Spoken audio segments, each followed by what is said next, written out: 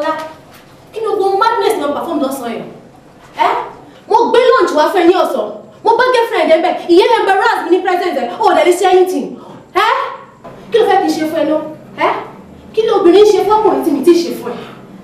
You're such an ingrate. Oh, there are whole many explanations. Explanation for what? Explanation for what? We go disrupt destroy business worth millions of naira for me. I mean, where do you think I got all this from? Where do you think I raised all this from? Oh, one business with you, the business partner, me sort of to my body, I pay more excuse. You don't get better to go out, or the damage you want.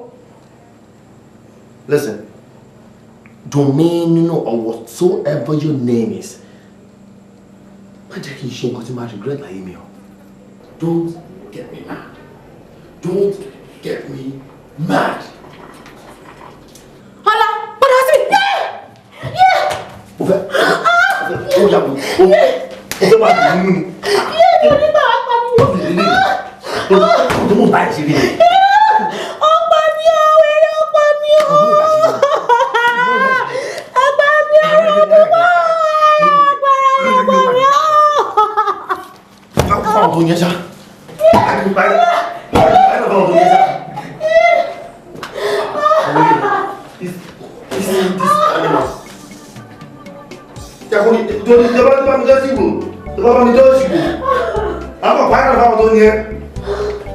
Idiot.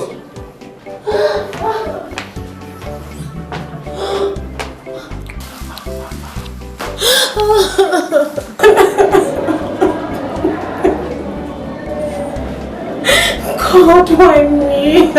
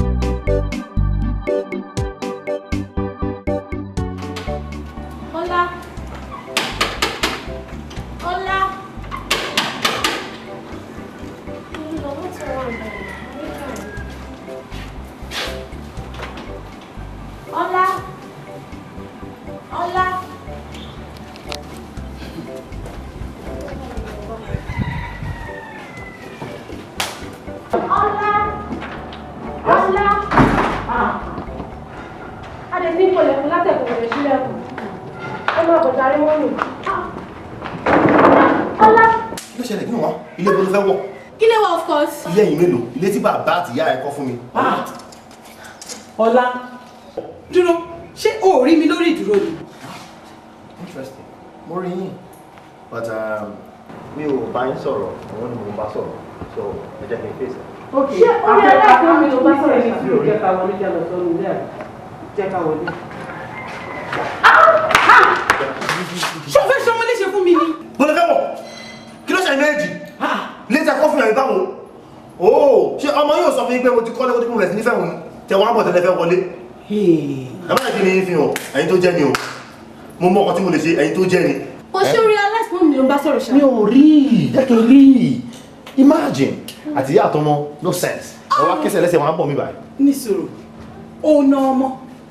O fẹ́ ṣe léṣe, o fẹ́ gbẹ̀mí ẹ̀ fún mi. Ọmọ wà ní hospital fún 1 week. O ti ẹ̀bẹ̀ wò ó yọjú. Àtúwádé ìsìn o tún wá ń sọ rot lẹ́nu. Can you do me a favour? Bóyá ẹ̀ mọ̀ bí tẹ̀ gbà wọlé bí a kẹ́ fún fence. Because tẹ́ bá pẹ́ ju bó ṣe yọ mí báyìí, máa fìyà jẹ tí ò ní dá. Màá nà ibi kẹ́ kú ni. Sweetheart, what's going on here? Kí ló ń ṣẹlẹ̀? Kálẹ́lẹ̀. Why won't you shouting? Mommy. Sorry, baby. My baby girl. Dominino. Yeah, some necessary Tani. in my encounter. Yeah. Just some of them. I don't know. Come on, because it's like you know.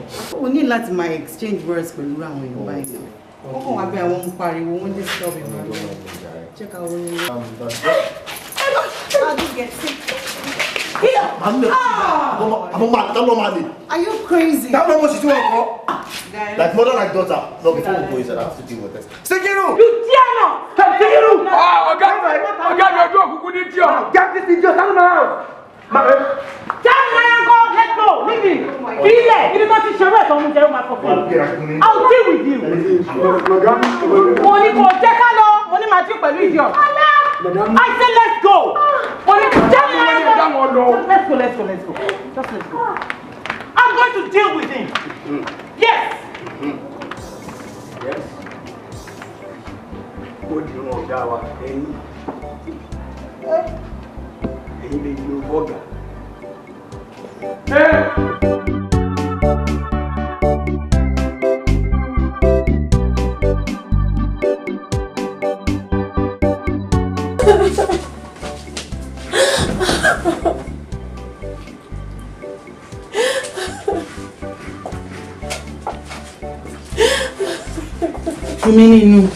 No.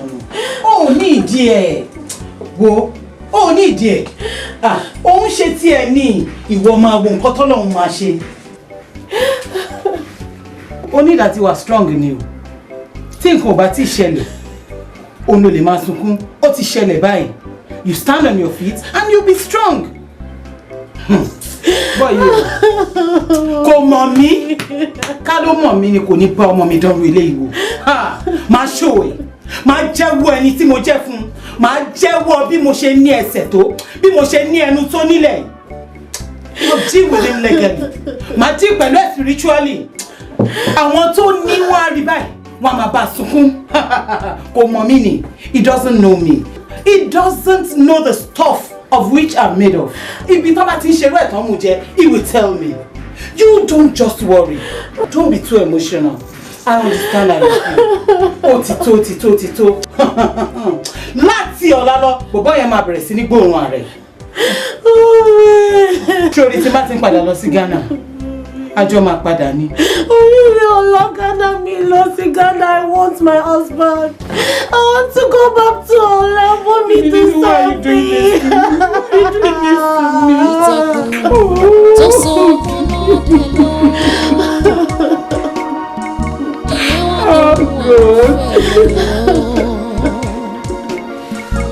Ìfẹ́ tí ojú sábì kan, ẹ̀yin ló kàn sẹ́lòmíràn. Ìfẹ́ ẹyẹlé ni mo béèrè fún, èmi ò máa béèrè fún tó pọ̀. Ẹyẹlé kì í bónílé jẹ kó bónílé mu, kó wá dọjọ́ ikú kó yẹ rí. Ojú kan làdá ní, tó bá ní méjì ó ti dìdà.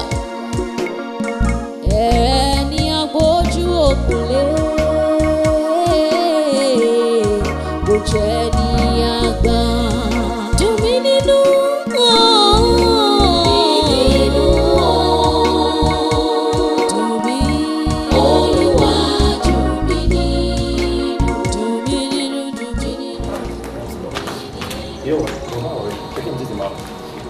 Alright, love. Let me see.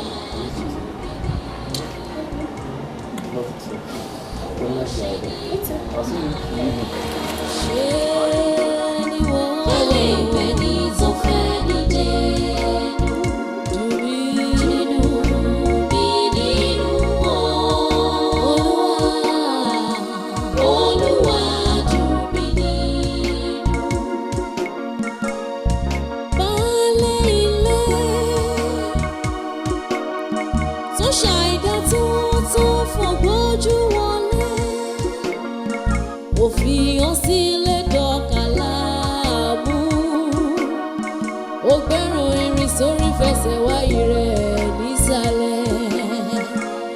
Ìṣubú òsì fún ni. Dùn mí nínú.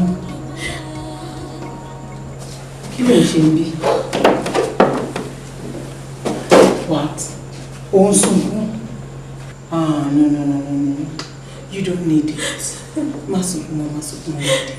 It's alright. It's okay. Well, at this time, you need to be strong. Kí ni mo sọ? Ó ní láti strong gan ni o.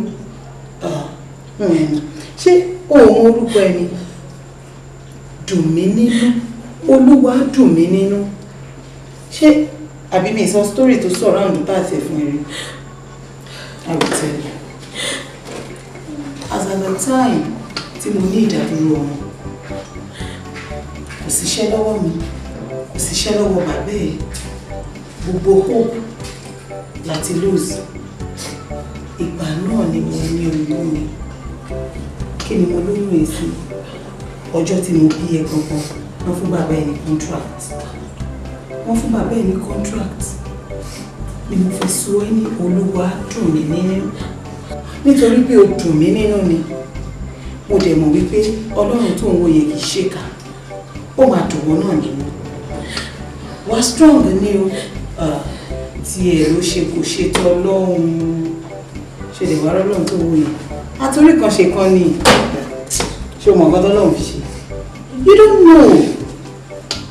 Eventually, bóyá èyí tó tún máa wá dáa jù mí Ọlọ́run máa pèsè fún ẹ. So my dear, you need to be strong. At this time, wàá máa gbàdúrà. Àdúrà ló yẹ ká máa gbà. Mo dẹ̀ wò certain. Mo fi gbogbo hope mi sí Ọlọ́run wípé at the end of the day, ìdùnnú náà máa jẹ́ títí ẹ̀. Má sọ fún mi. Ọkọ mi, be strong. Be strong, baby. Thank you, Mama. It's okay. Yeah, she was. Shall we?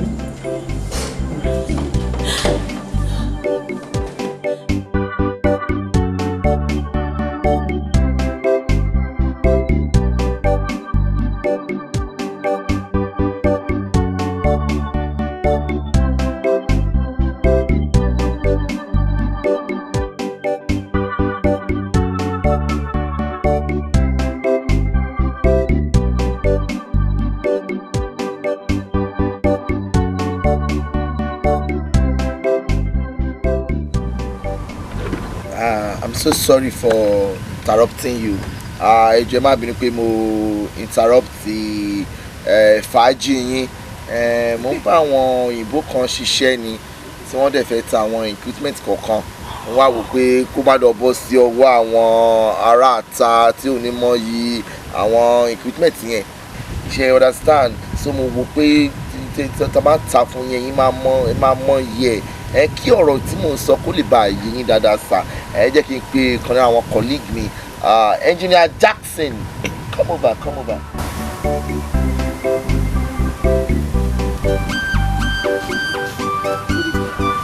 My name is Engineer Jackson.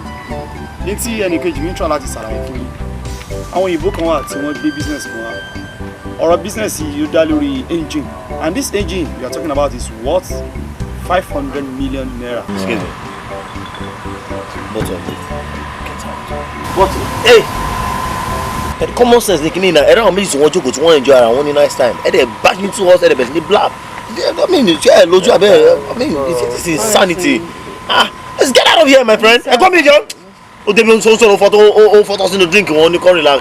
Relax. Please get out. All about your business now. It's all about your business. Yeah, now. It's all about your business. Now. It's all about your business. Ṣé wọ́n kí mo dẹ̀ sọ fún ẹ? I told you bro, I'm lost Prime Stone. I mean, sanity, you can't compare it. Security one bear, standby lights, ni one. Can't find any of this trash. Oh, they don't want nuisance because come after palek. I mean, people of dignity, no longer. I mean, imagine now. Honestly, I'm so sorry. Okay, It's my fault. Can you imagine? I've never seen this before. You tell I need the privacy. After power, it's a public place. Ṣàwọn ilé ilé ní 10,000 láì counting. Ṣàwọn ilé pa wọ́n pa tẹ àwọn tó ń wo yẹn. Ó mọ̀ bóyá credit ni wọ́n mú kíní tí wọ́n mú yẹn. Ó tẹ̀ pọ̀ wọn lé 2K pàdé wọn. Ayé mi dọ̀wọ́ rẹ o, bá mi ṣe dùn mí nínú Olúwa. Ó dọ̀wọ́ rẹ o, bá mi ṣe dùn mí nínú Olúwa. Àtọmọ mi bá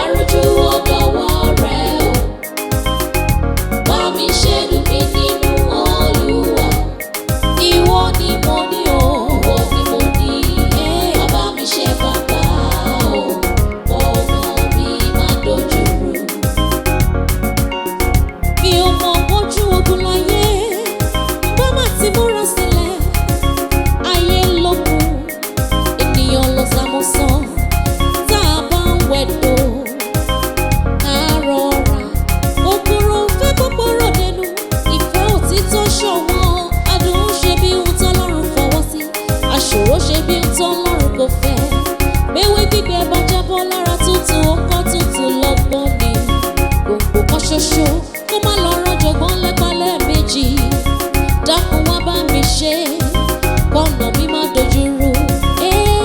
Ayé mi dọ̀wọ́ rẹ o, bá mi ṣe dùn mí nínú Olúwa. Ó dọ̀wọ́ rẹ o, bá mi ṣe dùn mí nínú Olúwa.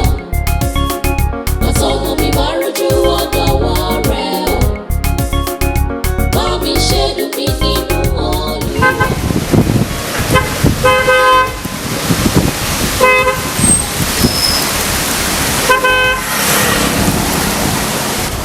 Hey, hello. Hi. How are you? Báwo ni? Fine. Are you better now? Hello, sílé ni ọkọ. And let me drop you now. Okay, sir. Thank you. No, thank you, sir. We'll be fine. I'm married motor very soon. Ojo Faro now, let me just drop you, don't worry. Tell me what to say now. Ojo fẹ́ rọ̀ náà, kí ló ń ṣe báyìí? Whoa, it's over. Don't sing.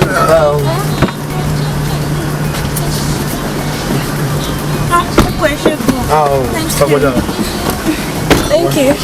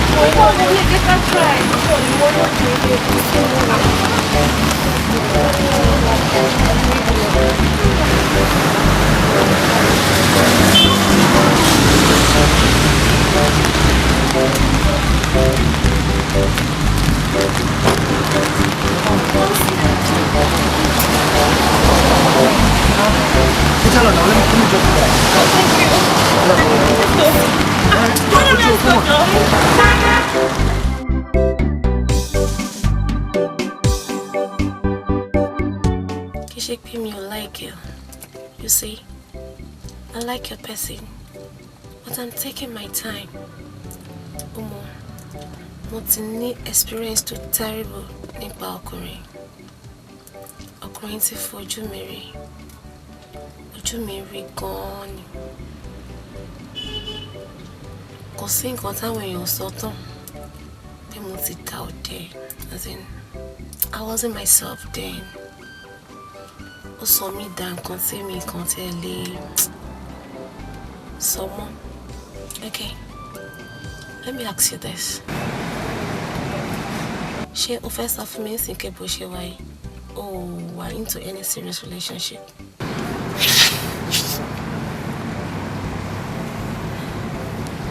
Sorry,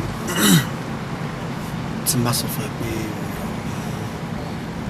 serious relationship. Kódà, last relationship.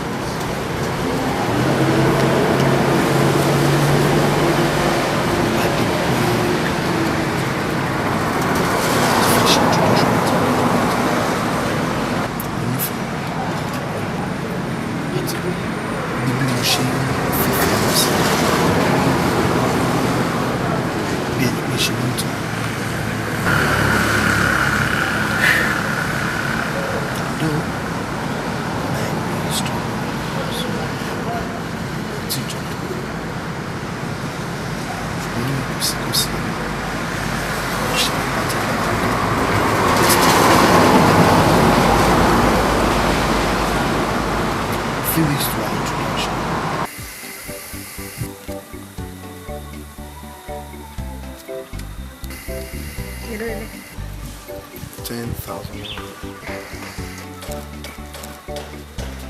10,000 naira. Nínú èlò tí mo bí ẹ̀jẹ̀.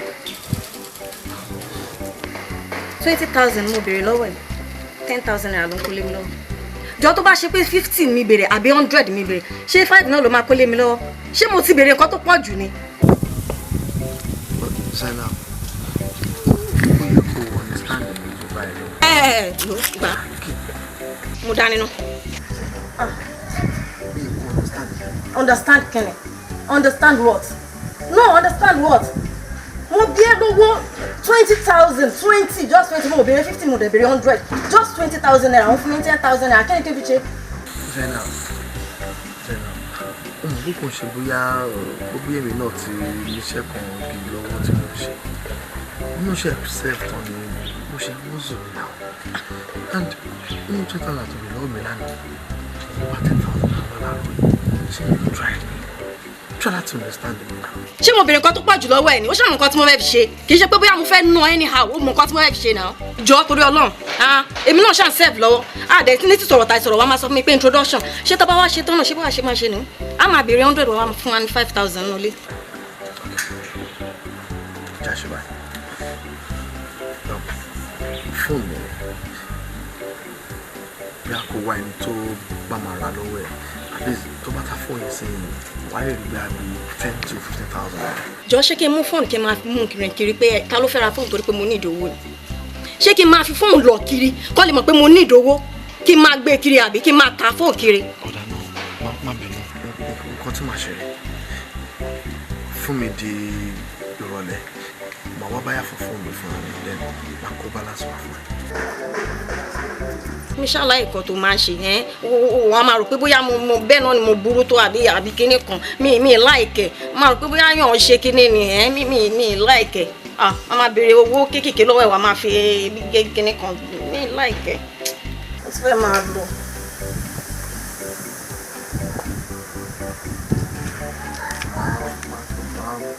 Mo ti gbọ́. Ó tiẹ̀ fún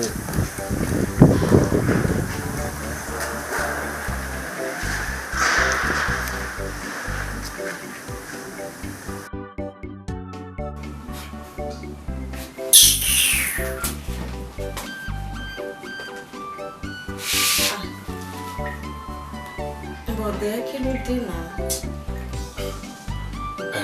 Zainab, kí lè léyìn náà? Wọ́n náà wo nǹkan tó kó wa. Mo sọ fún ẹ, mo sọ nǹkan tó lè fi ṣe mo sọ fún ẹ náà.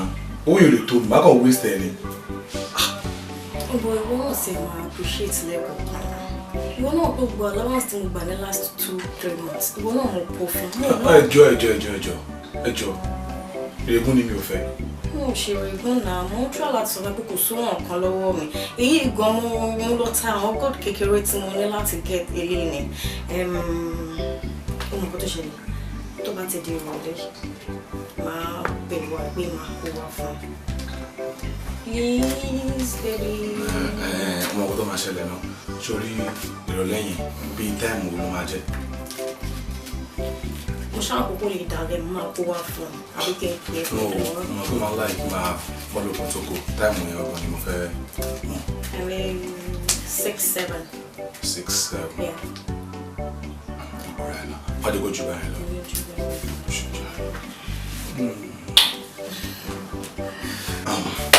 Ìfẹ́ máa ń tẹ̀lé. Ó lè lọ. Lọ́bí ti bá òun. Owó ti pè é. Ṣé wo mo fẹ́ ṣe kí ní? Omi tí wọ́n ń sin náà. Bọ̀ bébì, nǹkan lè lọ bẹ́ẹ̀ yẹn náà. Lè lọ bọ́ kínní. Lè lọ jàre. Jẹ́ ọ̀bẹ tó bá mọ̀ pé bóyá owó ń dẹ̀nà àti fi bọ́ gbogbo ẹ̀ kúrò níbẹ̀.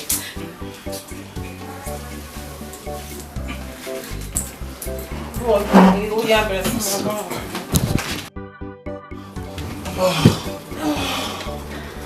Oh, baby, it was sweet. I'm very tired. Ó lè pa mí rárá. Ọgbọ́n má ṣe mí léṣe. So, ṣé tí mi bá fà ìpadà, adúgbò kan tó fẹ́ gbé lọ. Ó gbé lọ tí o. Mo gbọ́ mo ní gbà fún. Abó ti lọ ni.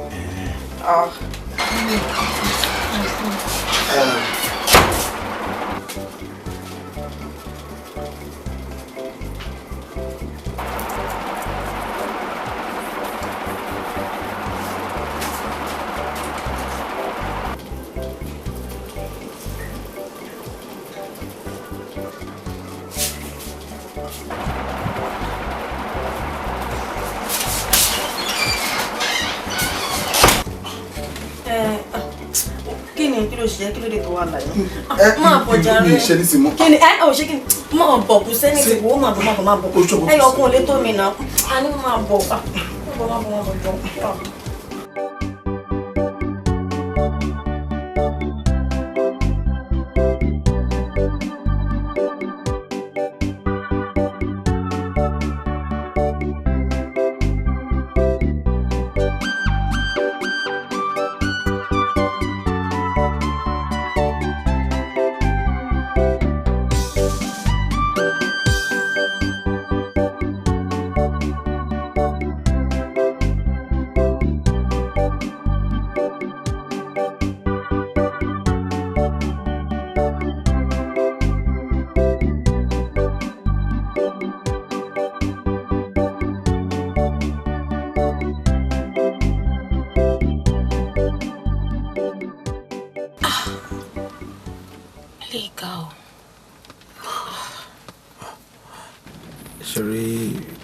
Jẹ́ kí mi fúnra mi lock up mind pé mi ò ní ever fóbi kankan láyé mímọ́ torí mo rí bí pé ó kàn tán mi lásán. Láti ìgbà tí mi ò ti jẹ́ nǹkan kan lóbìnrin tí ń parọ́ fún mi. I thank God for where I am today. Ó tún wá dé kẹ́rù mọ́ bá mi sí láti sọ pé mo fẹ́ trust obìnrin kankan mọ́. But ìgbà tí mo pàdé ẹ̀ mi mo kò ṣáà ní this natural likeness fún yín torí ẹ̀ fi dàbí pé bí a mo ń disturb ẹ̀ mọ́ bàbá. You know what? We can just be friends. Yes. And I want you to respect my decision.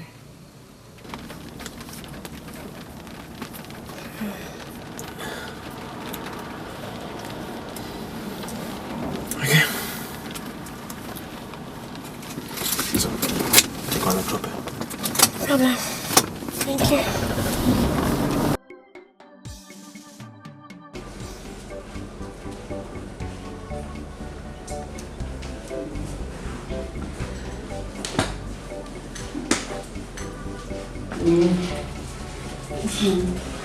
Ṣé wà ní díẹ̀ wà tó ń ṣàìní? Ṣé bí ti ń pa mí ní bí ò pa mí actually? Kò ní pẹ́ di àbúrò nǹkan. Ṣé ìwò rò pé ẹ kó ti dé ni? Àwọn tí àwọn ẹ kó ti dé ni. Tó bá ti gbó olùfíìsì, ilé náà lọ. So ẹ má disturb mind mi, kò ní pẹ́ dé. Ìyá bébí, inú mi ti ẹ̀dùn bó ṣe gba wáṣẹ tó ń ṣiṣẹ́. At least tó bá busy pẹ̀lú iṣẹ́ tó ń ṣe. Kò ní sí space àti máa ronú mọ́. Ìdí nìyẹn tí mo fi gbàgbé ti ṣe tó ń ṣe. And láti wà tó ti bẹ̀rẹ̀ lẹ́jọ́ mẹ́ta yìí, ó rí ní ìlú ìjàmbá mi. So she's fine. Èṣù ọkọ mi èṣù nígbà yìí lọ́wọ́ mi. Ṣeun mo dúpẹ́. Olúwabùnmi ò ṣeun. Mami, tí mi bá ṣe fún ta ni mo ti fẹ́ ṣe fún? Dúró. Ohun géètì yìí kọ́ ni mo gbọ́ yìí. Yáyáyá. Òun náà ló máa dé. Mo ti ní ìsọ̀rọ̀ mi.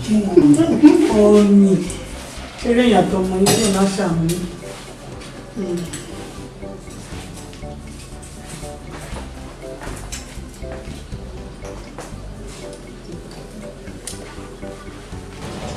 Ṣé bàbá òun náà dìde? Ṣé òun kí kò yẹ kó fún ní chance? Ṣùgbọ́n yóò ti fìfẹ́ hàn sí ẹ̀ náà. Kí ni nǹkan tó fẹ́? Wo ṣòro ń jẹ́ kí n sọ fún ẹ. Tó bá ṣe èmi ni bàbá ìkẹnu sí, èmi ti máa ṣe tiẹ̀ tipẹ́tipẹ́ máa fún láàyè. Kí ló dé dé gan? Mo láì tó yẹn ṣe sí bàbá yẹn. Kò tó sìn. Mélòó fẹ́ kí n sọ fún ẹ pé mi ní interest lórí ọ̀rọ̀ Bernard? Ṣé o rí èmi ti wọ ọbẹ̀ tẹ́lẹ̀? Mo ti tọ́ ọ wò. Ṣó ti yẹ? Torí pé o tí ní experience lóye kó máa sọ̀rọ̀ báyìí. Ṣó yẹ? Ṣó rí àwọn ọkùnrin tó wọ̀ yẹn tó bá fẹ́ gba àwọn ẹ̀ bàbá yìí? Wọ́n máa ṣe mọ́ ẹ̀ ń ṣojú ẹ̀. Tó bá ti rí tán, ó máa dọ́kọ ọmọ ẹ lọ́wọ́ ni. So ọ̀rẹ́ mi, Bernard or no Bernard, I'm not interested, okay? Wo wá, tá bá ní ká díjú, kẹ́ni burúkú kọjá, tí ẹni rẹ̀ fi máa lọ, á lè mọ̀ náà. And orí bíbẹ́ kọ́ ló gorí fífọ́ tó wò yẹn. Kí ló dé? Wọ́n tún mí o. Bọ́bọ́ Bernard yẹn, ó look responsible. Kí ló dé kí nìkan tó tún fẹ́ láyé? Kí ló ń wá lára ọkùnrin? Bọ́bọ́ yẹn wà okay now. O ṣé o, Miss Advisor. Bernard or no Bernard, I'm not interested. Again, okay? Anyway, ní ti sọ mi ní fún ẹ ṣá. Ẹ ṣe wọ́n fẹ́ máa lọ.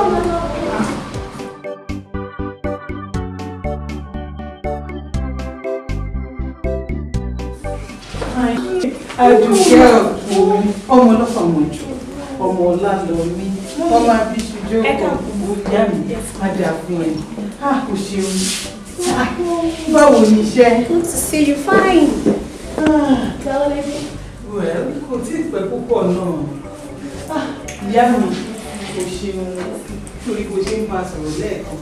Inú mi dùn àti ẹnu ò ní bàjẹ́. Dùn mí nínú. Ó ṣe òde ẹ̀kọ́ nǹkan tó rẹ̀ sí. Ó kàn sí dára ẹni tó ń sọ. Ọ̀rọ̀ wo nìyẹn mọ́ mi? Ó ní Bernard. Bernard. Bernard. Give it a trial. Mọ́mí, ẹ má dà tó sí mi. Mo ti sọ fún pé kò sí nǹkan kan láàrin wa. Bernard is just a friend. Just a friend? It doesn't matter. Well, friend or no friend, it starts from somewhere. Ẹ bá bẹ̀rẹ̀ pẹ̀lú ọ̀rẹ́ lásán. God knows, ó lè di nǹkan míì, ó lè padà di nǹkan dáadáa. Ó dẹ̀ já sáyọ̀ fún gbogbo wa. Yorùbá sọ̀rọ̀, wọ́n ní kò sí àpọ́nlé fún ọba tí ò lólórí. Bẹ́ẹ̀ dẹ̀ ni kò sápọ́nlé fóbìnrin tí ò ní adé lórí. Bẹ́ẹ̀ ṣe bá dá ni èèyàn tún ẹ̀ṣin gun ní mẹ́ẹ́. Tọkọ bá dẹ̀ kọ́ ni, ọkọ mi náà lèèyàn fẹ́. Dùn mí nínú ọkọ mi. I want you to think about it. Mo fẹ́ kó ro dáadáa, kó dẹ̀ consider ẹ̀. Dùn mí nínú. Dùn mí nínú. Àdùkẹ́ mi ò kí o ti gbọ́. Ti gbọ́ mi. Báwo ni tí ẹ ti rí nígbà mo fẹ́ lọ? Má máa sọ létà. Ìyá mi ó dà lọ. Á dà fún ẹ̀yá mi. Mo ti bí ìsì ẹ̀.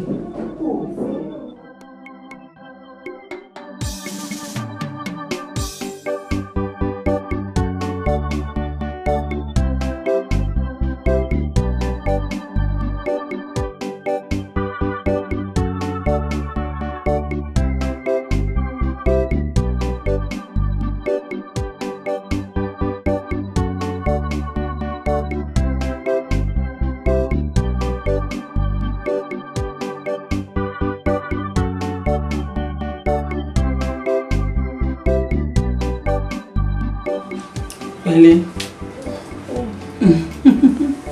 Kú àtàárọ̀. Báwo ni iṣẹ́? Fine. Ti freshen up báyìí. Ní ọkọ mi. Wọ́n sọ̀rọ̀ nípa ẹ̀bí. Bernard. Mami, mo ti sọ fún yín pé kò sí nǹkan kan láàrin mi àti Bernard. We're just friends. Ní sùúrù, hold on. Mi ní nǹkan wà láàrin. You can't continue like this. Obìnrin ò lè dá wà. Ẹ wo mami, mi ì fẹ́ gbọ́rọ̀ Bernard rárá àti rárá. He's just my friend.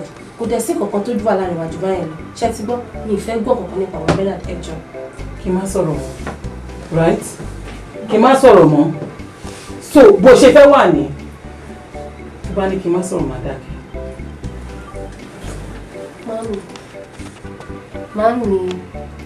Mama, ẹ ti ṣe àfẹ́ Ghana. Ìyẹn bọ̀kọ̀. A dúpẹ́ lọ́dọ̀ Ọlọ́run. Mama. Akúkú ní kò tẹ̀lé wa lọ sí Ghana. Ó ní rárá. Ó ní Nàìjíríà ló fẹ́ dúró sí. Kí la fẹ́ máa ṣe? Ibi tẹ́ bí wa sí Ghana yẹn náà lẹ bí wa sí tá a dàgbà sí. Èyí tá a ṣe bẹ́ẹ̀ náà ti tó jàre. Okay o. Mo ti ẹ̀ dúpẹ́ fọ́lọ́run pé o ti ríṣẹ́, o dẹ̀ ti ń ṣe àrọ̀. That is my joy. Thank you, ma. O ṣe baby. Yes. And my baby. Yeah.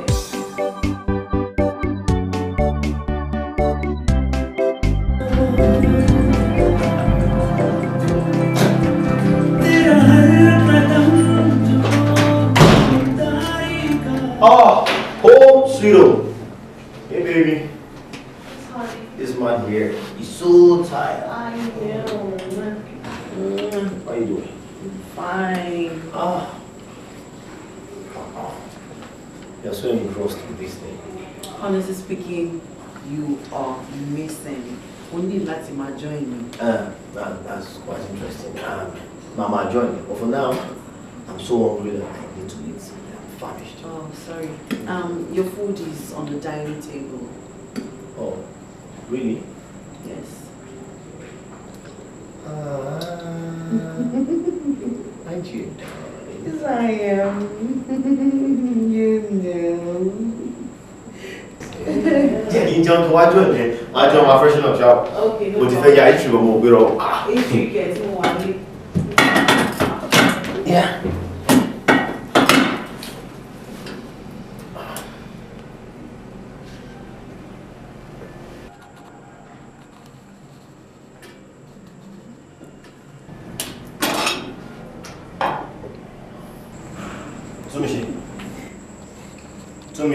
Yes. Oúnjẹ mi dànù. Ó wà lórí dining table mo sọ fún ẹ. Kò sóúnjẹ bí gàrí ló wà bí báyìí. Oh yeah. Now gàrí náà ni ṣé gàrí òkè ṣe oúnjẹ ni? Excuse me. Túnmíṣe, mo jáde látàárọ̀, mo lọ bíṣẹ́ mo dé, mo gbé gàrí sí tébù ní. Please, I'm not even cut out for this joke. Mi ò fẹ́ ro comedy fẹ́ máa ṣe. Ṣé o lè mi pa mí ju ibi tó ń pa mí òmìnira o? Stop it, stop! Kí ló ń jà láti sọ? Ó fẹ́ gbogbo ara mi lọ sí kitchen. Mo bẹ dish gàrí sínú abọ́. Mo gbé sórí dining. Mo tún sí ẹ̀pà. Mo tún sáré lọ sí kí pọ́pọ́ yẹn lọ ra ẹ̀pà wá. So that ó máa lè wà comfortable. Milk nìyẹn. Ó wà ní cupboard mẹ́rin. Ó lè gbé kó fi sí tí ò bá wà òkè. Wọ́n ṣáà lè máa sọ pé ó like gàrí. Túnmíṣe, stop clapping! Oh my God, Jesus Christ. Stop that noise! Stop shouting! My head! Oh my God. What's this?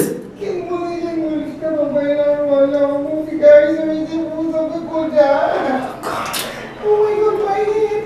Stop shouting! Please. What do you mean? Carry Jebu, Danny. She carry Jebu, yeah, what do you mean? Yeah.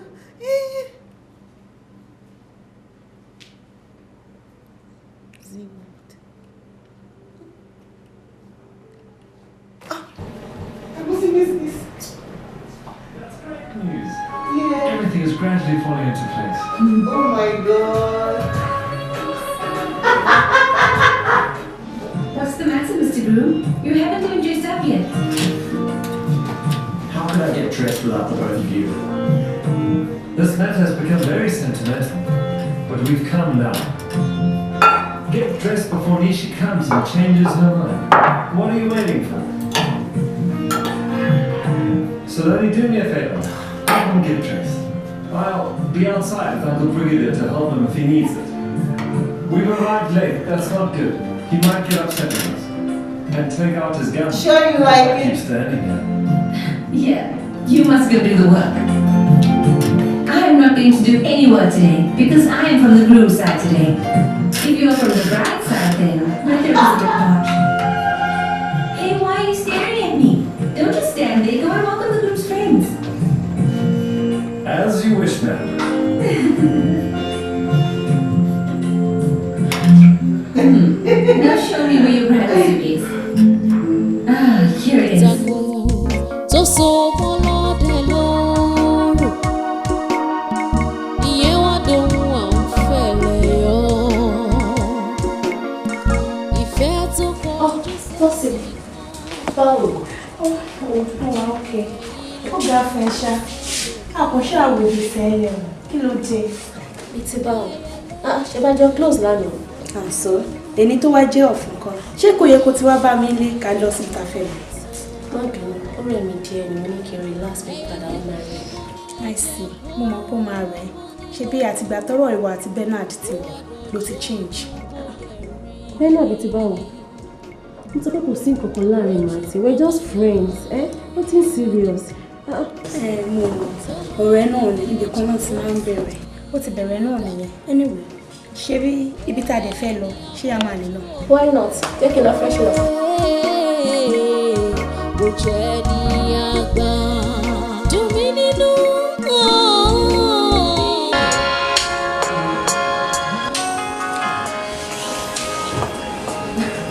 Excuse me. Báwo ni bẹ́ẹ̀ náà? So kí ni company nìyí? No, ẹ má jẹ́ ká lo company, ẹ jẹ́ ká lo personal name wa. Ṣẹ̀wọ̀n lọ́wọ́ tún gbé lọ sí company, owó yẹn máa pọ̀ gan o. So ẹ jẹ́ ká lo personal name wa, Johnny Adams. Yes. Johnny Adams, yeah. Bẹ́ẹ̀ni, ó wà òkè bẹ́ẹ̀.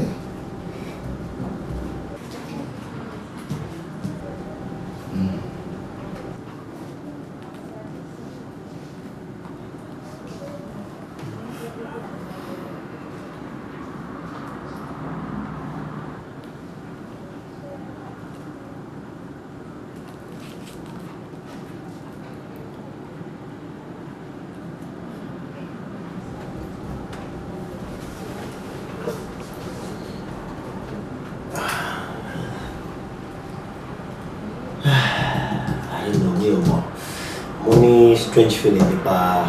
No, ṣé ẹni doubting mind ni àti ṣàwọn businesses lóríṣiríṣi ní United States of America ní Sao Tome and Principe gbogbo láti ṣe business pàdánù èèyàn. What are you talking about? A máa ń ṣe àwọn business tó worth like 150, 200 million, 300 million. Eléyìí gan ló kéré jù ní àwọn business àti ṣe kò ní ìdíkẹ́ máa ro tí ẹ̀ ń rò yẹn.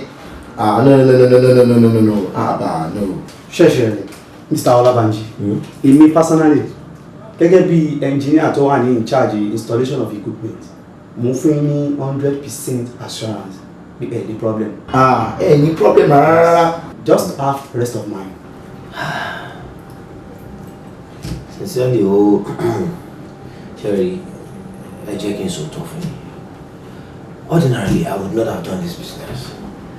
But Shemo, ìyàwó mi ló gbádùn pressure every time. Àbí ẹ doubt wa ni? No. Ẹ ní dàtí doubt wa at all. But I rí pé you are capable. We can see you look so good that we can really have a good business with you. Torí láfi jó tàfi gbé business yẹn wá dẹ̀ mọ̀ pé ẹ ní lose. Àbí ẹ ní interest mọ́? No, tẹ́ bá ní interest mọ́ àlè máa lọ. Maybe next time, Sha. Okay. Ẹ ṣe ṣojú yẹn ṣe àti báwọn big guys lóríṣiríṣi bí ti. Enough. I didn't mean it that way. People vex me for that. Àbáyé máa ń ṣe bí. You know one that serious pressure. The name based on this and 100 million.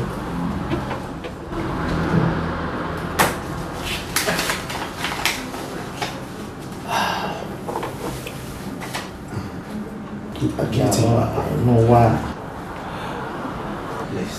I don't. Abba. No, my bad on one. Let's go. No, Mokoni came check on you. Wale. Maybe not guess because I'm not in the office. So, kí ló fẹ́ o ṣe ká jáde ká lọ jẹ lunch? Oh, really? That's okay. And then I'll talk to you later in the day. Alright. Talk to you later. Alright, I'll see you later then. Bye. Yeah, bye.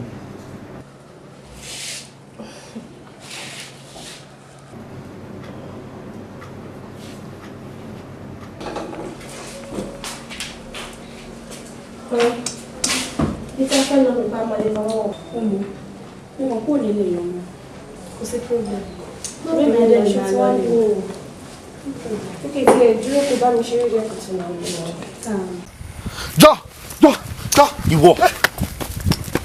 Ó yá nìṣó! Ṣàánú mi jọ. Ìwọ! Ṣé mo sọ fún ẹ? Mo ní aṣọ tí ìpín bá bọ́ sílẹ̀, kò sí bá ńlá kú bá báyìí tó lè wọ̀. Ó ń bá ẹ̀mí du ìyàwó. Sórí nǹkan tí ẹ̀ di ọ̀kẹ́ fi tọ̀, máa fi hàn ẹ́ lẹ́ni o fẹ́ sá. ara mi mo jọjọ ṣàánú mi ṣàánú. jẹ bàbá.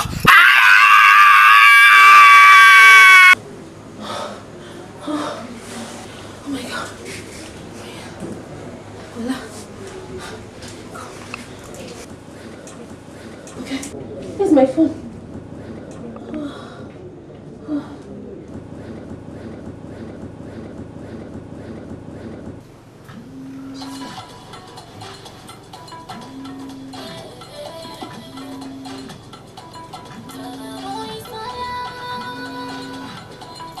Can you not pick now?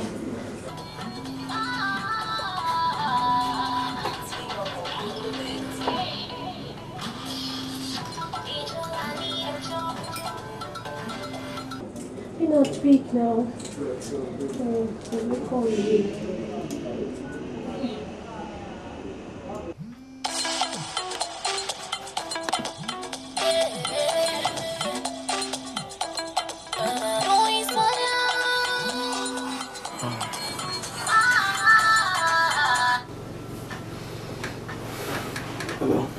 Rena, are you okay? Go on. Yeah, are you alright? I'm fine. Kò sí nǹkan tó ṣe. I'm okay. I'm alright now. Father, sitting room gone was someone said call energy. Past 3. Ṣé kò sí? Kò sí kankan. Mo kàn fẹ́ bẹ̀rẹ̀ àlàáfíà ẹ̀ náà. Okay. I'll talk to you tomorrow. Alright. Take care.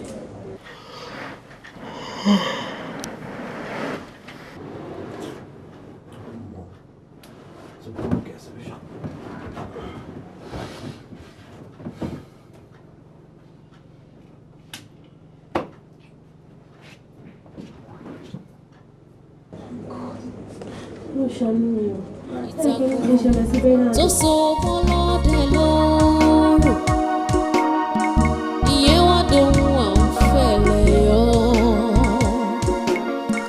ìfẹ́ tó kọjú sẹ́nìkan ẹ̀yìn ló kọ sẹ́lòmíràn ìfẹ́ ẹyẹlé ni mo béèrè fún èmi ò máa béèrè fún tó pọ̀ ẹyẹlé kì í bónílé jẹ kó bónílé mu kó wá dọjọ́ ikú kó yẹ rí ojú kan làdá ní tó bá ní méjì ó ti di idà ẹni agbójú òkùnlé kò jẹ́ ní àgbà. Dùn mí nínú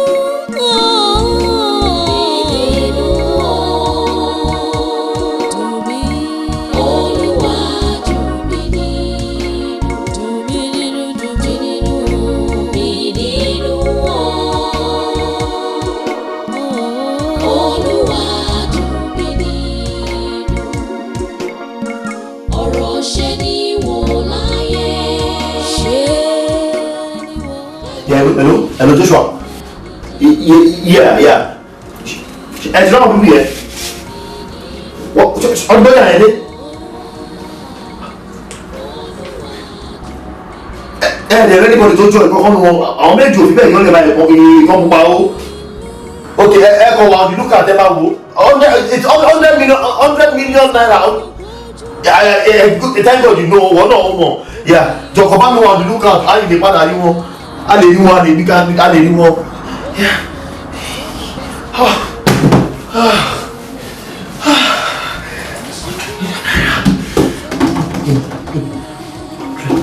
Ẹni tó dúró ní kó lọ ṣọ́ra igi ìtafẹ̀yìntì tí kò bá ní dúró bówó lù ní kò lè pa ní ojú tó dẹ̀ máa bá ní kalẹ̀ kì máa yí tààrọ̀ ṣe dùn mí nínú.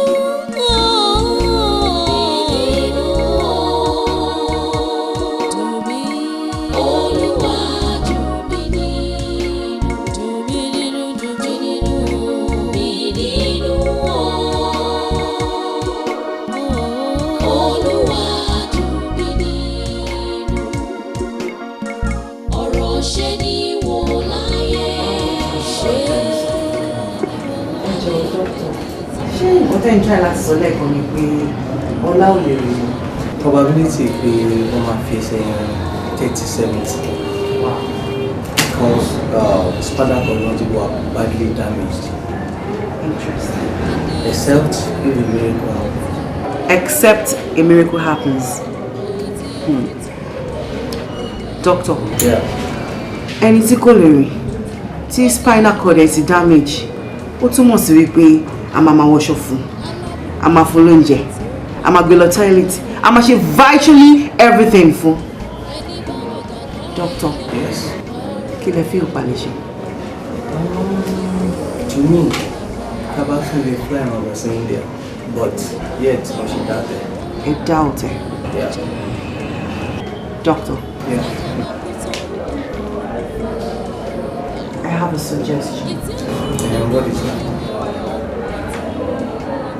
Terminate his life. That will be very difficult. How?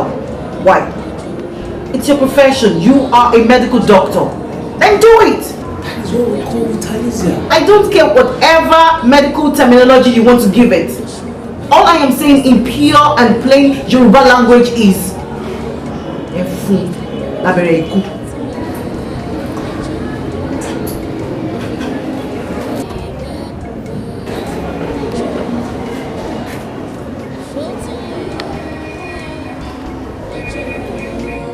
Ẹni tí ò bá gbọ́ èyí tó mi tẹ́ ó lè wọ́jú wá.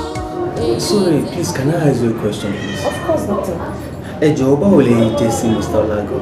Èmi ni legal wife. Legal wife? Yes, doctor. And there is one particular madam say àwa mọ̀ tó dẹ̀ ti ń wá síbí. Bẹ́ẹ̀ni, mo tọ́ lẹ sọ. Èmi àtọ́lá ti separate. We are separated. I see. No wonder. Torí madam yẹn surprise me gan. Ìjọ kan wọ́n wá síbí. Wọ́n ní kí mi máa ràn wọ́n fún ọkọ àwọn ní abẹ́rẹ́ ikú. Doctor, ẹ jọ̀ọ́ ìtorí Ọlọ́run. Ẹ má bá mi fún lábẹ́rẹ́ kù. Gbogbo nǹkan tẹ́ bá lè ṣe, ẹ bá mi save life. Ẹ jọ̀ọ́ ìtorí Ọlọ́run, doctor. Please get up, please. It's even against our profession. Ṣé rí ẹ̀kàn jẹ́ ká wà prayerful. Àwa máa sa agbára títí wà láti gbé òkè bẹ́tẹ̀. Ẹ ṣé doctor, ẹ ṣé mo dúpẹ́. Ẹ jọ̀ọ́ ṣé mo lè rí? Yes. Ẹ lọ sí reception. Ẹ bá wọn sọ̀rọ̀ bẹ́ẹ̀ wọ́n á lè dín in. Ẹ ṣé gan, mo dúpẹ́. Tó so ọmọ ẹ lórí ìyẹn wá dohun à ń fẹ̀lẹ̀ yọ. Ìfẹ́ tó kọjú sẹ́nìkan ẹ̀yìn ló kọ sẹ́lòmíràn. Ìfẹ́ ẹyẹlé ni mo béèrè fún. Èmi ò máa béèrè fóun tó pọ̀. Ẹyẹlé kì í bónílé jẹ kó bónílé mu. Kó wá dọjọ́ ikú kó yẹ rí. Ojú kan làdáni. Tó bá ní méjì ó ti dìdà. Ẹni agbójú òkúlé. Kò jẹ́ ní àgbà. Dùn mí nínú.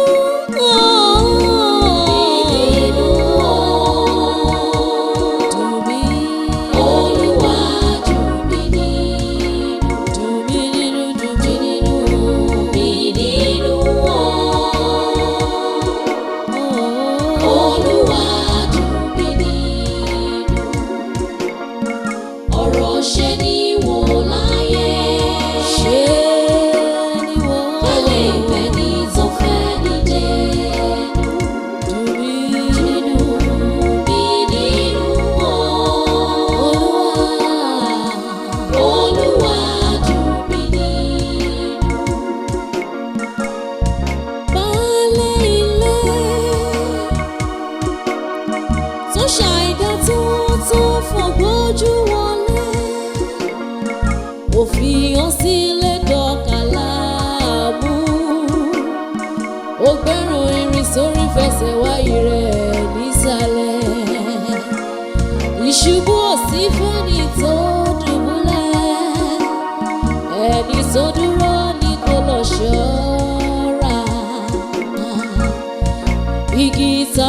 fẹ̀yìntì tí kò bá ní dúró bówó lù ní kò lè pa ní. Ojú tó dẹ̀ máa bá ní kalẹ̀ kì máa yí tààrọ̀ ṣe.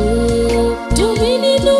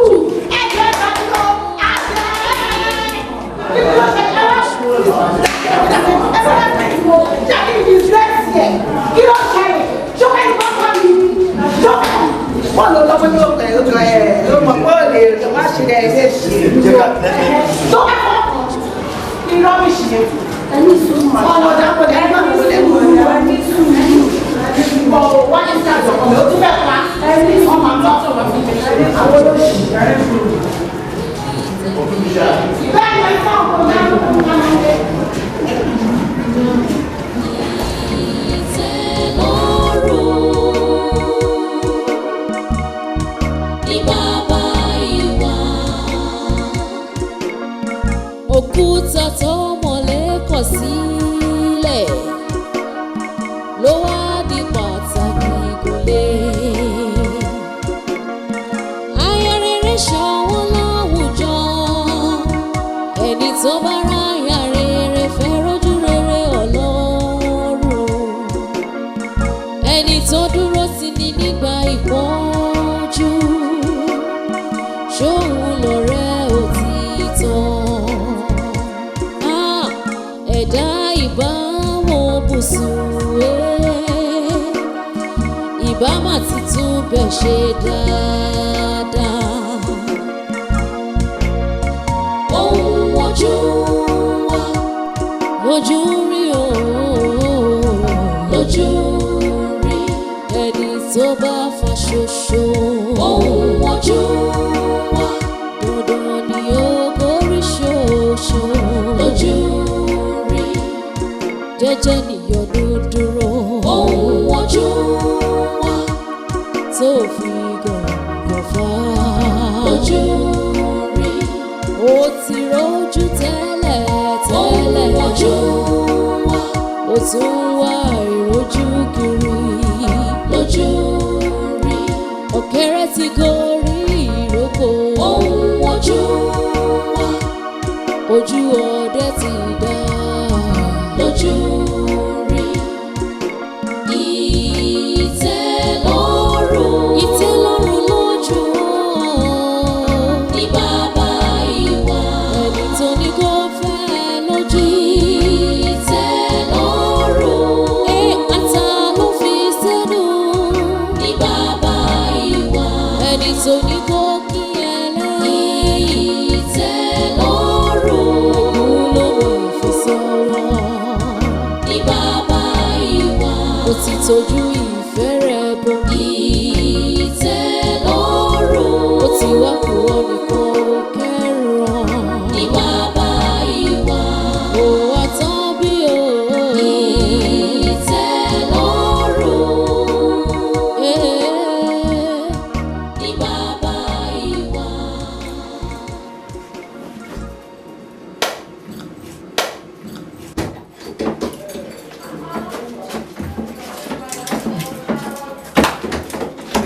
Àmín. Àmín Jésù. Àmín lórúkọ Jésù. Tó àǹtí, ẹ gbọ́ tẹ bá kúrò ní ilé bí ẹ̀ ń lọ ibiṣẹ́. Níbo lẹ ń lọ? Ó rẹ ọlá ni. Ó rẹ ọlá. Bẹ́ẹ̀ni. What has that got to do with you? Tó bá rẹ ọlá. Mo bèrè. Kí ni ìyẹn ní í ṣe pẹ̀lú tiẹ̀? Ìbá rẹ̀ adé. Ẹ jọ̀ọ́ ẹ gbà mí. Ẹni tó lù ẹ́ tó ṣe wípé hospital ló láǹdì sí. Òun ló tún padà lọ sọ́dọ̀ ẹ̀. Ẹ gbọ́ kí lọmọ ìfẹ́ sọ̀rọ̀ ẹ̀dá. Mọ́mí, mo love Ọlá. State of health ẹ̀ ń sìn, ó wà critical.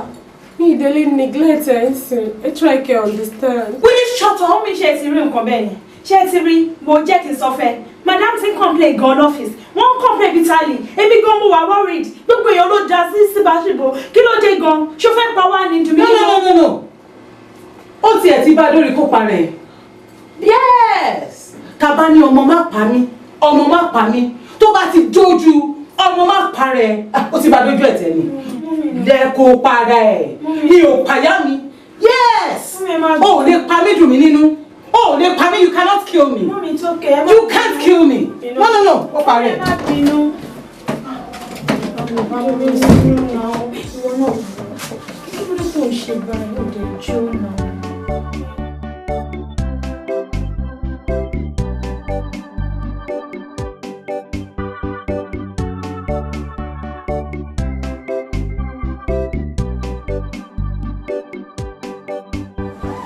Hello. Oxê. Olha, eu feel assim. Eu vim better. Oxê.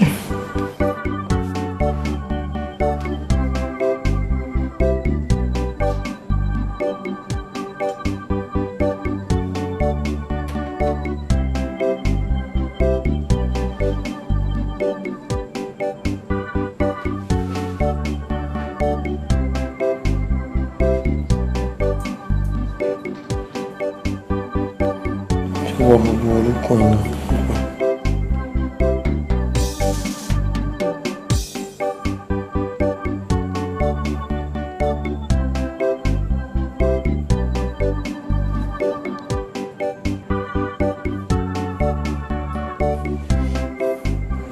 Mo ti fẹ́ máa lọ. Tó mi nínú. Ó tẹ́jọ́ máa ṣe báyìí fún mi. Tó mi nínú máa fi mi lẹ̀ báyìí. Mo kí n ti ṣe ọ̀pọ̀lọpọ̀ àṣìṣe. Ó dẹ̀ jẹ́ kí n correct.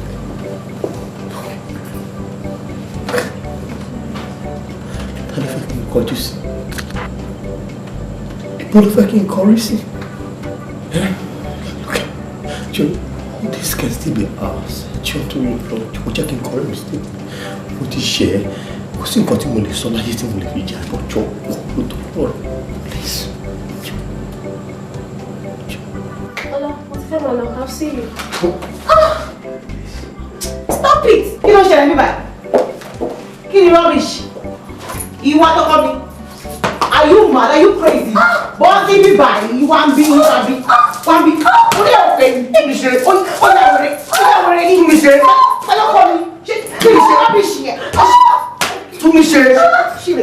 Tún mi ṣe. No, there's no one. Rubbish. Ṣé kò ṣì kúrò? Tún mi ṣe. It's not what you have to do. Ṣé mẹ́lẹ̀ kúlẹ̀ bí báyìí? Tún mi ṣe. Tún mi ṣe. Are you crazy? Kí ló ṣẹlẹ̀? Nítorí ọmọ yóò ṣe nǹkan tó rò fún ṣe. Báyìí ní condition tó wà, ẹni fẹ́ máa ṣòṣì. Ní condition tó wà, ìgbàkúrò, out of pity love, tó ń ṣú ẹ̀, èmi ni máa pẹ́, out of pity love, ó ṣe ẹ̀ out of pity love, nígbà ìdùn, ẹ̀ ṣe fọ́lọ́ rò máa. Ẹ ṣe ọlọ́ṣì méjì, ọlọ́ṣì aṣẹ́wó, tó bá fọwọ́ kàn mí, àkókò yẹn, máa kọ́ ọwọ́ ẹ̀, àkókò ọwọ́ ẹ̀, máa kọ́ aṣẹ́wó nílẹ̀. dídé tó bá jẹ ẹsẹ̀ mi mú ṣé ẹsẹ̀ lọ́rọ̀ àwọ̀ ọ̀pọ̀ ìdíjì máa kọ́ nípa yìí wọ́n sì bí gbogbo ló máa lọlé mo sọ fún ẹ bẹ́ẹ̀ gbogbo ló máa lọlé tó bá fọ ìtì ẹ idiot sori tí bá fọ ìtì ẹ ẹsẹ̀ méjèèjì tó lọ wọ ẹ náà máa wọ ọwọ́ ìdí ẹ ló máa kí ẹ ọlọ́sẹ̀ èjì àṣẹwọ́ oníṣekúṣe yẹ wọ́n ti pa mí wọ́n pa mí ọ̀hún.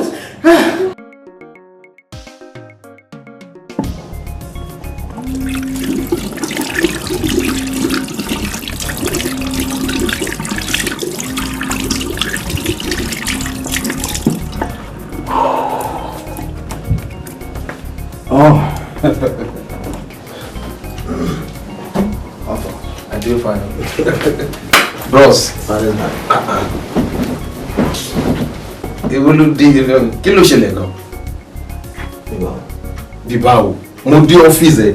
Secretary jẹ́ kó yé mi wípé bí a week ago o wá sọ́fíìsì tó bá wá sọ́fíìsì gan wà kàn máa frank wà kàn dẹ̀ máa wà mú dí òkè bẹ́ẹ̀ níbọ̀dì sọ̀rọ̀.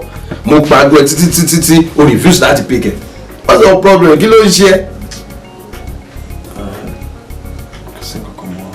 Ọ̀rẹ́ don't tell me what is not, you are not okay. Ṣé bí wọ́n tí mo mọ̀ wo ọ̀rẹ́ mi tí mo mọ̀ ó mọ̀ ti gbà tá a ti jọ ń bára wa bọ̀ ni. Sọ fún mi kò síyàwó lọ́dọ̀ nísìn tẹjọ́ máa rub mind together ìwọ nìkan ló wà bí báyìí kí ló ṣẹlẹ̀. Má jẹ́ kí n tán ọ̀rẹ́ inú mi ò dùn. Yes, I can see. Mo pé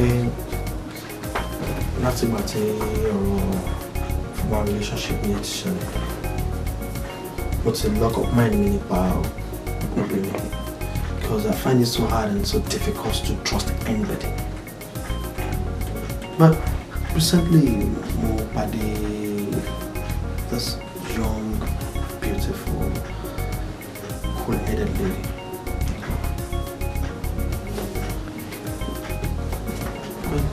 But I realized that mo ti now experience what to say pé mo jẹ́ kó náà lock up mind nípa ọkùnrin. Ẹni gbogbo mo ṣe ń ṣetán láti convince ẹ kò fẹ́ give in.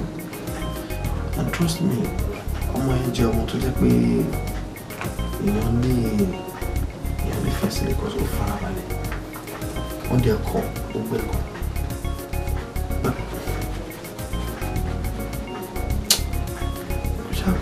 Charles kò fún mi látẹ̀ńṣọ́ gbogbo ẹ̀kọ́ tiẹ̀ tún wé mi dàgbé fà nígbà tí èèyàn tún rí pé kéèyàn tiẹ̀ tún fóbìnrin kan láyé ní ayé èèyàn tí èèyàn tún rí tí wọ́n ń ṣìbàpọ̀ sí ìrìn ìgbà ẹ̀kọ́ mo kọ owó ń pọ̀ tí wọ́n náà ní nǹkan. Ọ̀rẹ́ so ìyẹn ló wá disturb ẹ lady yẹn fún mi ní nọ́mbà ẹ tàbí kó fún mi ládírẹ́sì ẹ. Ìwọ fún mi nọ́mbà àtàdírẹ́sì ẹ kó gbàgbé tó kù. Wo tó bá fún mi tó bá máa fún mi lọ freshen up kò jẹ́ ká jáde. Ìwọ ṣá lọ wọṣọ lọ change aṣọ kò jẹ́ ká jáde. No one come out waiting. Ọmọ ìyá jọ jẹ́ ká lọ sí club jàre jókòó sínú ilé wọn ṣe kìíní. Let's go.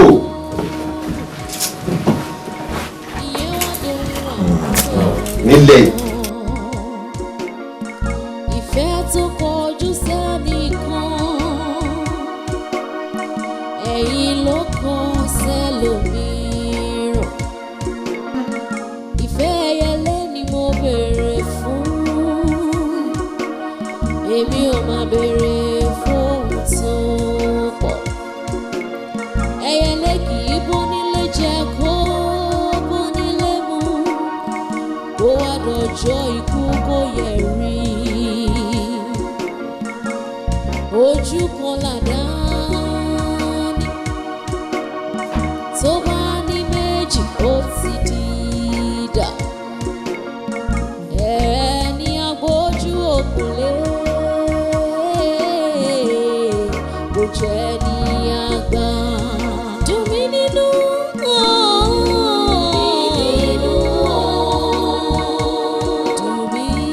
Olúwa dùn mí nínú.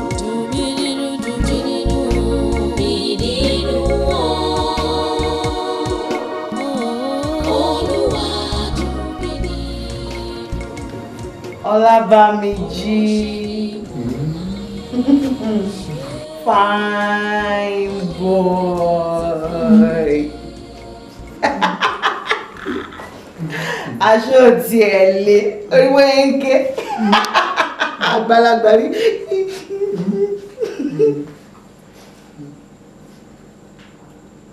Ṣé o mọ̀ iṣẹ́ tó ṣe? Ó lè mọ́. Àwọn èèyàn burúkú bíi ti yín bẹ́ ṣe máa ṣe yẹn kí mọ̀ kọ́ tẹ́ ṣe. Bẹ́ẹ̀ náà ẹ̀yẹ tí wọ́n innocent jù lójú gbogbo ara yín. Idiot tó bá tún ṣórí gbogbo actions ẹ̀yìn mo fẹ́ kó keep ẹ̀ sí rẹ̀. Ìwọ tó bá sunkún sí bá fọ́ etí ẹlẹ́ǹkan sí. All right. Ojú ẹ sókè. Ṣé mo ti ń gbá lè bọ̀? Ẹ máa gbàdúrà fún mi o, ṣe gbọ́. Ẹ gbàdúrà fún mi. Lágbára Ọlọ́run wá mú ọ, wàá bójú rẹ Ọlọ́run. Àmín. Ṣé bá 200 ìwọ ló máa jẹ́ nọ́mbà 1. Àmín o, àmín o, àdúrà yín náà la ní ìdìmọ̀ mi ṣe gbọ́. Ẹ máa fàdúrà ràn wá lọ́wọ́. Kí ló dá ọmọ. All right, baby sister. All the best, eh? Take care. Ìṣàánú mi lórí eléyìí. Agbára Ọlọ́run wọ́n ti gbà. Èmi tí ẹ̀ ṣùgbọ́n I'm 100% sure wọ́n ti gbà. Lágbàdá gbé ìdá sùn lójoojúmọ́. Bàbá yìí ti kú. Ọ̀rọ̀ kò ṣàánú. Wọ́n ti ṣe stop ẹ̀ náà, ẹ má tún ṣe gbogbo eléyìí. Ẹ̀wọ̀ yẹn máa wù. Eléyìí wọ́n ti mú. Ṣé ti gbọ́? Ẹ wò mọ́ mi, ẹ má kì í mọ́ ní ìfún. I will make you proud. Ìyá ti tán, ó ti tán, ó ti tán. Gbogbo nǹkan lè fẹ́. Now, look into my eyes. And I'm asking for the last time. Tọ́ bá dẹ̀ bí ẹ̀dá kó parọ́. Ṣé o mọ Àtinúkẹ́ Gbádébọ̀? O mọ̀.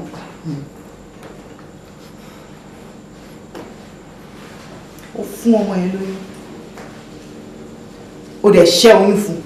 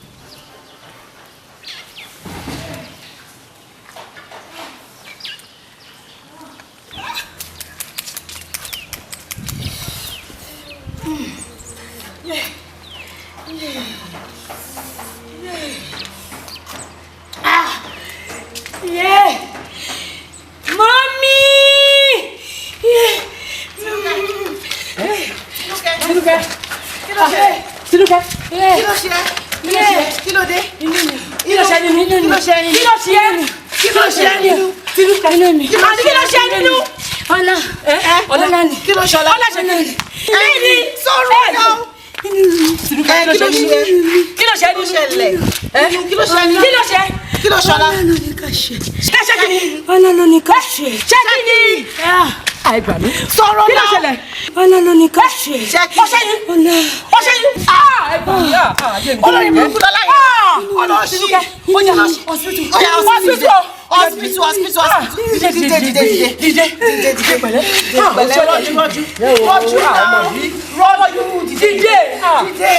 Dìde pẹ̀lẹ́. Ẹ gbà mí àjọba. Dìde má sùn, má tún sùn, dìde má sùn, dìde. Tinúkẹ́. Mọ́mí ẹ̀ ní sùúrù. Tinúkẹ́. Ó ti wà tẹ́lẹ̀. Tinúkẹ́ dìde. Mọ́mí ẹ̀ ní sùúrù.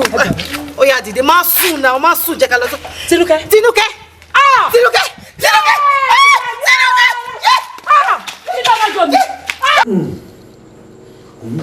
The girl lost her life. Ìgbà tó mọ̀ pé ò tí ì ready fún ọmọ. Kí ló dé tó ò lè fi kíní ẹ̀ pamọ́?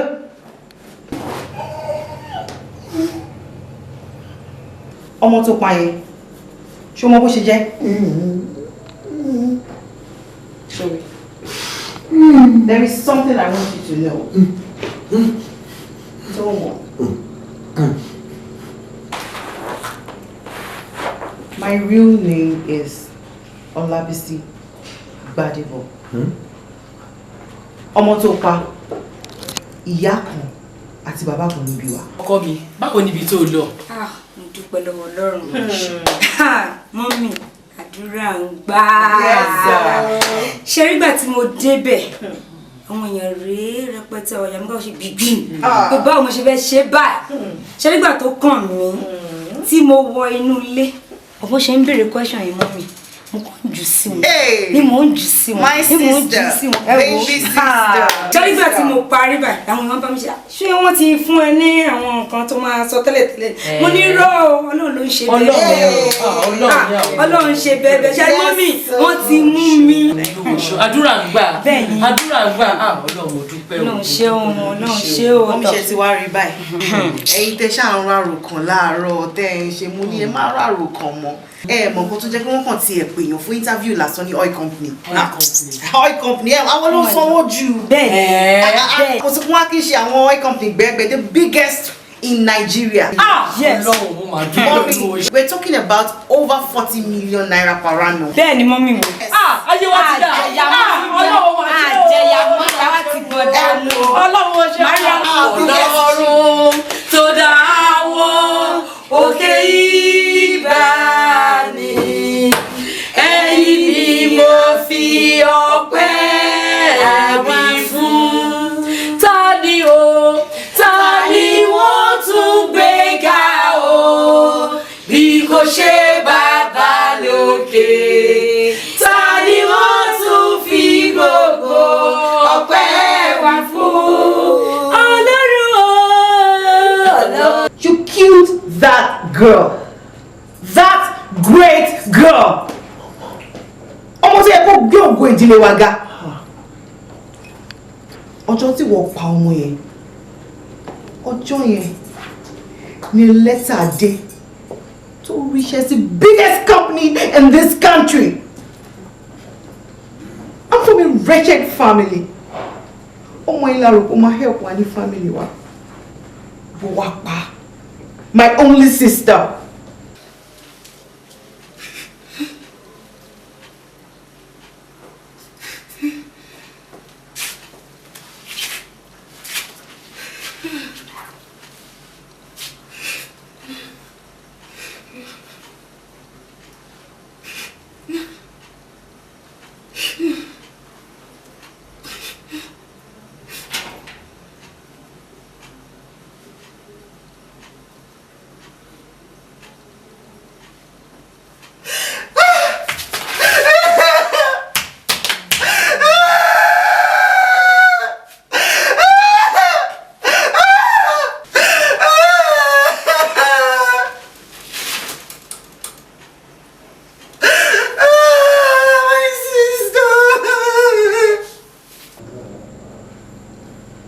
Okay. Oh, you pay can yen. Mi fẹ́ kó sọ kankan mọ́. Mi fẹ́ gbọ́ mọ́. Tó bá mi máa fún ẹ ní blow lójú. I am not wicked. But if you say I am, it's fine. For the sake of my sister. Call me anything. Call me wicked. Call me anything. I don't care. Sure, you like something of why? Ó ṣe bẹ̀rẹ̀ kú ni. Why you put it here? Okay, come. I will kill you slowly. Dear. Bye. Olabanji. Accident tó ṣẹlẹ̀ sí ẹ. Kò ṣẹ̀yìn tí mo lórí.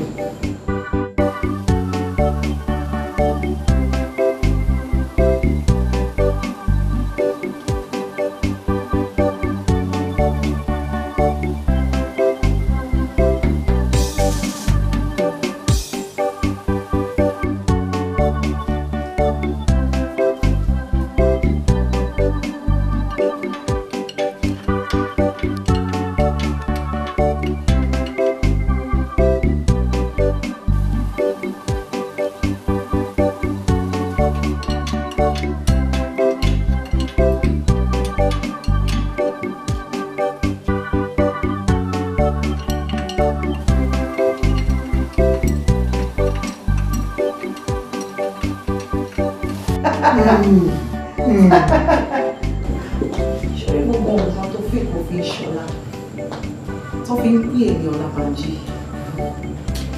Everything is here. Right on the terms. And you know what? By this time tomorrow, you are dead.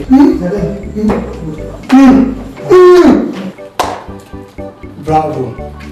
Are you Miss Tumiche? What is it? What about it?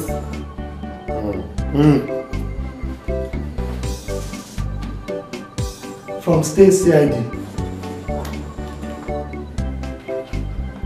You are under arrest. Arrest, sir. For what? Fún kíni? Kíni mo ṣe? Ẹ rò madam, ẹ gbàgbé òyìnbó dẹ́ ń sọ. Ajábọ̀ ti gbéra, ó ti dẹ́sẹ̀, ọkà ti fó.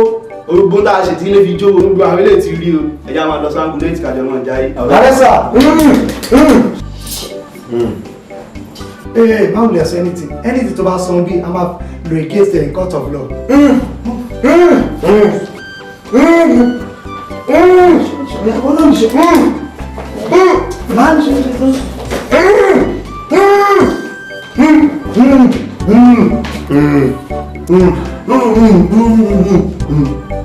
Ẹ má túlẹ̀ o, ẹ má filẹ̀ o, ẹ má filẹ̀. Òun ló sọ ní ẹtú. Ẹ má tú, ó ti yí sí ìbàjẹ́. Mọ́lísì o, ẹtú, ẹ ṣàánú mi lórí ọlọ́run. Ẹ ṣe, ẹ bá mi jà náà, ẹ já ní ẹjọ́.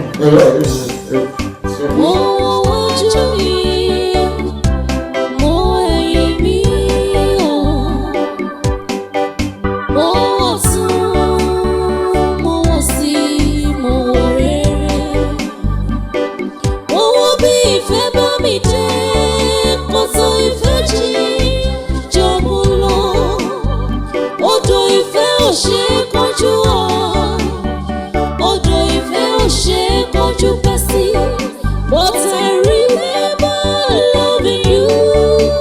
loving you makes me happy.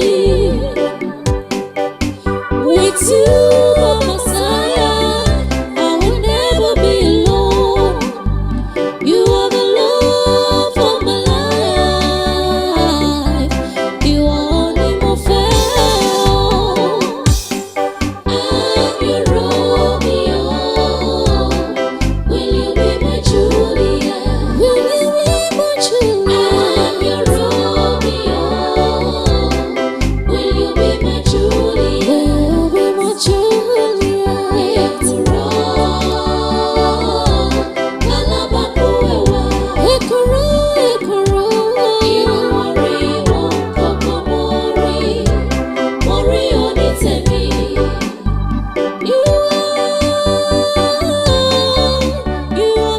Orúkọ mi ni Bernard Ọláníwájú orúkọ mi. So, kí ló wọ́n sí?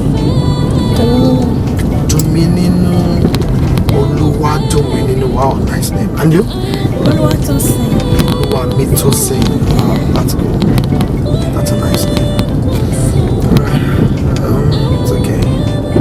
Wow, but I enjoyed you. What do you have? I'm not serious. I'm just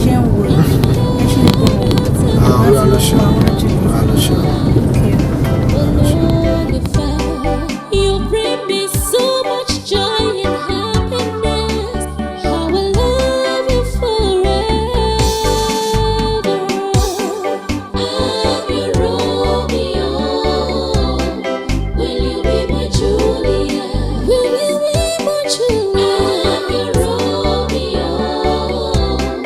Will you be my Julia? Will you be my Julia? After all, Kalabakuewa. Ekoro. I love you.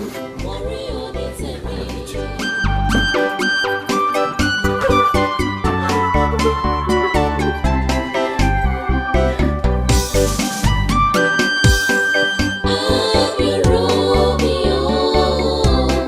Will you be my Julia? Will you be my Julia? I'm your Romeo. Will you be my Julia? Will you be my Julia? After all,